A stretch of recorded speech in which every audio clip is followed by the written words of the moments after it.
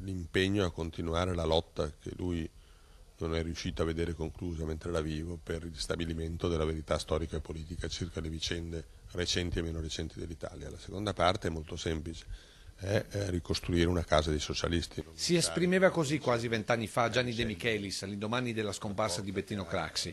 Un testamento politico che ora è diventato il suo. A raccoglierlo i compagni di sempre, che seppur confluiti in altri partiti hanno mantenuto la fede socialista. Coniugare sempre l'azione pubblica con una visione di lungo periodo, perché noi dobbiamo chiedere alla politica di sapere governare i grandi cambiamenti. Dinamico, intraprendente, sapientemente ironico, la sua immagine è legata all'Italia degli anni '80, fatta della Milano da bere, ma anche di Sigonella e della prova di forza con gli americani. Un socialismo nazionale ed uno locale, che De Michelis seguiva anche nei confronti più aspri. Io credo sia stato uno degli uomini politici più intelligenti della storia politica del nostro paese, al di là delle frizioni che personalmente ho avuto con lui. Oggi è quasi un problema definirsi socialisti. Chi la pensava come noi e chi teoricamente potrebbe pensarla ancora come noi si è trovato spiazzato di fronte a una società che è completamente cambiata. Ecco il perché dell'oblio di De Michelis,